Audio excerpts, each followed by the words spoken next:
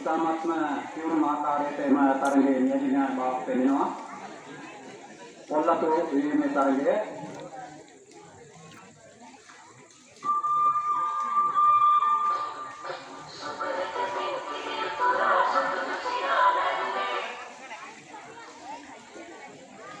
ඉවරලා ඉවරනහම තමන්ගේ පොල්ලත් ගාවින් එහෙම හිට ගන්න පොල්ලත් එහා මෙහා ගෙනියන්න එපා. ඉවරලා ඉවරලා එතන හිට ගන්න. ඉතාමත්ම සියුම් තරඟයක් බවට පත් වෙලා තිබෙනවා.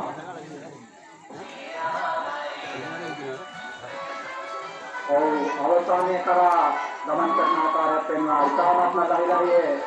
ඉතාමත්ම ලහිලහියේ අවසන් කලක ඉතේ තමයි දැන් මේ ව්‍යාගෙන යන්නේ ගෞරවකාරයක්.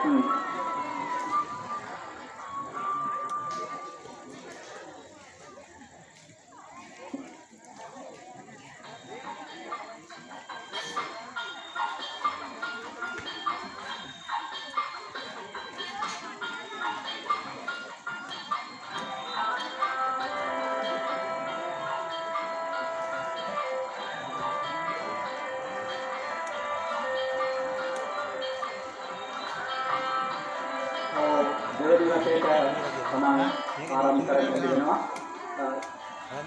ආපසු පෙරගැස්ම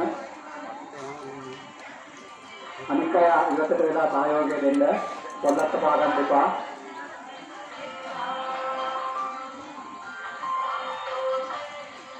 සියලු දෙනාම වගේ දැන් අවසාන ආදියකට පැමිණලා තිබෙන්නේ.